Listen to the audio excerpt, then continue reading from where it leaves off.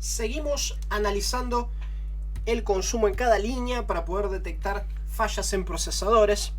En este caso, esto es un procesador de cuarta generación. Tengo dos placas de cuarta generación para que ustedes puedan ver.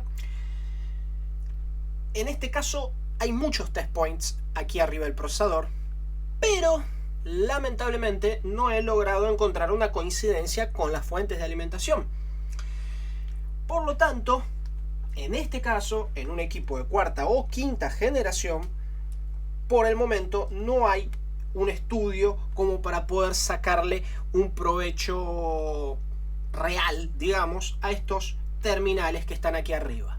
Algunos de ustedes se deben estar preguntando ¿para qué están esos terminales en los procesadores? Bueno, resulta que en fábrica ellos tienen una interfaz con agujas que viene y clavan sus agujas en estos terminales y con eso pueden hacer el testeo del procesador. Bien, obviamente nosotros podemos sacarle provecho a estos test points cuando no hay componentes arriba del integrado, pero en este caso no es un caso donde se pueda sacar provecho de eso, al menos no le he encontrado por ahora una utilidad real.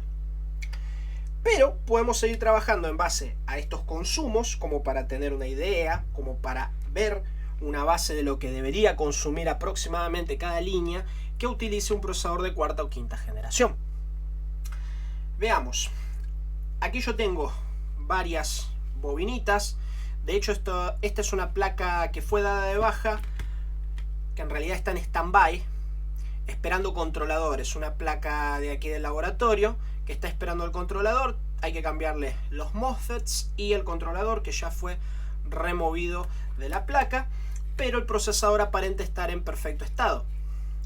Vamos a realizar algunas mediciones. Tenemos varias bobinitas aquí, una aquí justo cerquita del procesador, otra un poquito más abajo, y tenemos una aquí que es de la gráfica. Entonces esto no nos interesa tanto, a no ser que estuviéramos justamente analizando el consumo que puede tener esta línea relacionada con el chip gráfico. Después más aquí ya tenemos la línea de alimentación de la RAM, las fuentes de 3 y 5, que puedo aplicarle tensión, pero obviamente no tienen su controlador, no tienen sus MOSFETs y de hecho no tienen ni siquiera los filtros. Todo fue cambiado, todo fue removido para que sea puesto todo nuevo. Pero podemos hacernos una idea del consumo de estas líneas. Vamos a revisar. Toco tierra, empiezo por esta bobinita que está bien al lado del procesador. Recuerden el video game, esta tiende a ser la línea 105 y esta la de V-Core, porque esta es una bobina mucho más grande que lo que nos indica que va a trabajar con una corriente más alta. Bien, vamos a aplicar tensión a esta línea y ver. Tenemos un consumo de aproximadamente 43 miliamperios, 43, 44, 45 digamos. Vemos la línea de V-Core. En la línea de V-Core tenemos 16, 45 y 16. En las demás fuentes podemos ver que tenemos nada. Ojo, nosotros estamos viendo aquí una bobina al lado de una resistencia de sensado. Entonces esto ya nos indica que esto es la fuente de alimentación de carga de batería. Tenemos esta otra línea que es la de la RAM, está cerca de los zócalos de RAM. Por más que no tengamos diagrama, eso ya nos empieza a indicar que es la línea relacionada con la RAM. Podemos ver que no tenemos consumo prácticamente, estamos hablando de microamperios, así que consideramos que no tenemos consumo. Tenemos una bobina que nos da 100 miliamperios, sacamos, tocamos de nuevo, 89, tocamos la otra, nada. Ojo, en el momento que tocan, un pequeño consumo pueden tener porque están cargando capacitores que hay en esa línea. Volvemos a tocar y nada, ¿ven? Dejamos un tiempito el terminal ahí, nada. Tocamos aquí, poco menos de 100. Entonces, esta es la fuente de 3 volts. En estas arquitecturas, Haswell, Broadwell, es normal que tengamos un consumo en las fuentes de 3 volts. Esto es muy útil para empezar justamente a detectar fallas en la fuente de 3 volts. Y fíjense en que aplicando 0,85 en una línea de 3 volts ya tengo un consumo.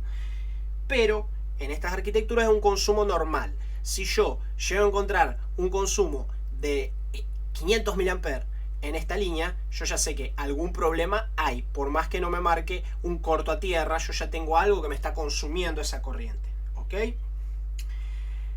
En la línea de 3 tengo menos de 100 mA. En la línea de la RAM no tengo nada. Menos de 100, nada. 45.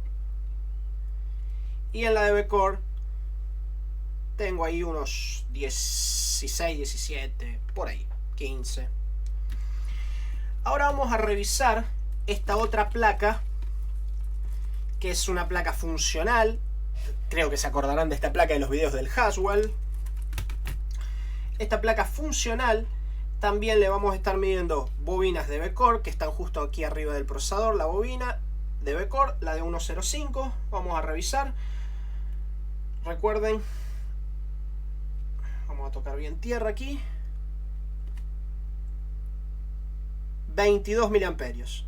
¿Recuerdan la de V-Core de la otra placa? El consumo era muy bajito. Lo voy a tocar aquí de nuevo, 16. Y esta me marca 22. Son dos procesadores distintos. Pero ven cómo el consumo está próximo.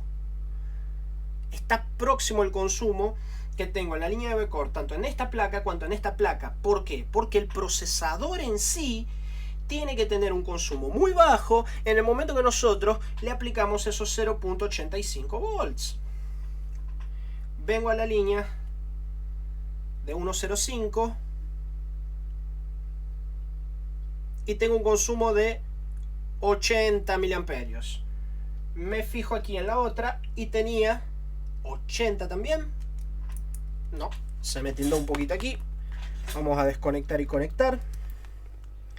Desconectamos, conectamos. Listo. Me fijo en la otra placa. 44. Y en esta tengo 78, 79. Ojo, ya les dije, los números pueden variar un poquito. Pero podemos ver que siempre estamos ahí, menos de 100 miliamperios consumidos en la línea de 1.05. Vamos ahora a las líneas de 3 y 5. Ya dijimos que la de 3 volts es normal que tenga algún consumo, pero la de 5 no. 94, casi 100 miliamperios en la línea de 3 y nada en la línea de 5. Esto está confirmado porque yo tengo el diagrama de esta placa, así que sé con exactitud cuál es la de 3 y la de 5. Toco aquí la línea de 3 volts de la otra placa y tengo casi 100 miliamperios. Toco la línea de 3 volts de esta placa y tengo casi 100 miliamperios. Dos placas distintas, con dos procesadores distintos, donde hay muchas similitudes en estos consumos. ¿Ok? Medimos aquí la de la RAM, 1 miliampere. Recuerden que estamos viendo 4 dígitos después del 0, entonces no serían 10 miliamperios, sino que sería 1 miliamperio. El último número son micros. Por lo tanto, podemos ver que aquí, por más que no podamos hacer las mediciones arriba del procesador, podemos tener como base las fuentes de alimentación, aplicarle tensión a esas bobinas para tener una referencia. Les recuerdo nuevamente, lo ideal siempre es que hagamos estas mediciones. Podemos hacer mediciones en un equipo funcional, no hay ningún riesgo. Termino de hacerlo aquí, yo lo estoy haciendo en varias placas funcionales, no hay ningún riesgo en hacer esto, a no ser que inviertan la polaridad. Si ustedes ponen el positivo a tierra y el negativo en la bobina, pueden ocasionar alguna falla, pueden tener un problema, a no ser que ustedes se pasen de los 85 milivolts. Si ustedes aplican 2 volts a una línea sin querer, bueno, pueden tener algún problema. Pero si ustedes trabajan con 850 milivolts, que serían 0.85 volts, y no invierten la polaridad, no hay ningún riesgo, ¿ok? No podemos medir arriba del procesador, como les decía, pero podemos ir aplicando tensión en las distintas fuentes de alimentación de la placa para tener una base. Y siempre lo ideal es que ustedes tomen referencia a las mediciones de esta placa. Sacan fotito o algo, placa tal, los consumos que tuve aplicando 0.85 volts fueron estos, en esta placa, con este procesador. Tomen la mayor cantidad de información posible, ¿ok? ¿Qué ocurre? Ya sabemos que de una placa a otra, principalmente cuando el procesador cambia, podemos tener variaciones, un rango, pero ya tenemos un rango para basarnos, ya tenemos una base, ¿ok?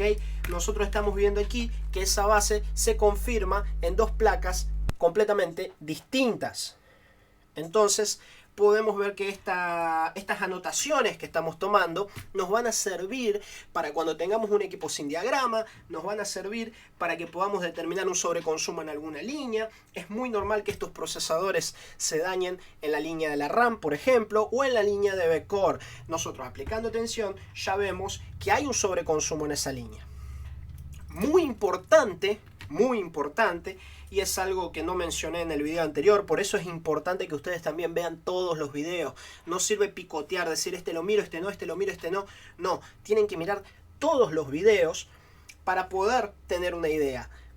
Tienen que mirar todos los videos, tomar notas, ir acompañando lo que nosotros estamos estudiando, porque hay pequeños detalles que no los puedo repetir en todos los videos. Venimos hablando desde un inicio que cuando sospechamos de un corto y aquí un sobreconsumo, aquí tocar una de estas bobinas, por ejemplo la de V-Core, toco la bobina de V-Core y veo que tengo, en vez de tener acá mis 16 miliamperios, tengo 200 miliamperios. Si yo considero que este consumo está más alto de lo normal, lo que se hace es levantar esta bobina para ver si el problema está en el controlador, que está de este lado de la bobina, o en el CPU, que está del otro lado de la bobina. ¿Ok? No es que ustedes van a encontrar el sobreconsumo. Listo, se quemó el procesador. No. Esto es una base, esto es algo para que tengan una referencia, para que puedan trabajar acorde al consumo que ustedes están viendo en una línea específica. Es una ayuda, un arma más. Pero no quiere decir que tocan y condenan el procesador. El problema también puede estar en una fuente. Y si encuentran un consumo algo fuera de lo normal, también se puede dar al resto de la placa, ya que estamos tomando una medición con todos los componentes soldados en la placa y eso afecta. Pero ya vieron que sí, sirve como una base. Estamos viendo distintas placas donde los consumos son muy próximos y eso ya no nos sirve de rumbo. Principalmente, repito, cuando estemos trabajando sin diagrama, porque sin diagrama, al menos hasta que tomen más experiencia, lo que ocurre es que terminan trabajando sin rumbo, terminan diciendo no sé qué hacer, miden en las bobinas y algunas le dan 2 ohm, 3 ohm, 4 ohm, no saben si es corto, si no es corto, entonces ustedes tienen que ir guiándose por eso, tienen que tomar notas. Aquí la mejor referencia la van a hacer ustedes. Esto no es una capacitación hecha para que ustedes, para que yo les dé todas mis anotaciones, tomen. Ahí tienen todos los guías paso a paso, síganlos. No, eso no sirve. Eso lo único que serviría es para que ustedes aprendan a todos los guías. O sea, yo hago el curso del Haswell y les doy todos los guías y tips y mediciones y paso a paso de 20 placas de Haswell distintas. Ah, qué lindo, fantástico. Después ustedes agarran un Skylake mucho más nuevo y ¿qué hacen? Y van a otro curso, pagan de nuevo. No, si ustedes empiezan a tomar ese tipo de mediciones, toman una placa funcional, miden consumo, miden resistencia con respecto a tierra, asocian las fuentes con puntos de testeo, empiezan a tomar notas y referencia de cada placa que ustedes reciban, ustedes van a poder empezar a tener notas que les van a servir para muchos equipos. Ustedes van a poder generar su material de estudio, su material de trabajo y tener sus referencias para hacer las reparaciones sin depender de nadie. Solo necesitan tener un cuadernito a mano e ir tomando nota cuando ustedes tengan una placa funcional y van a ver que eso les agiliza mucho las reparaciones. Bien, seguimos. Hay más ejemplos sobre esto. Ahora vamos a trabajar un poco con equipos de sexta generación donde se sigue aplicando esto que estamos viendo.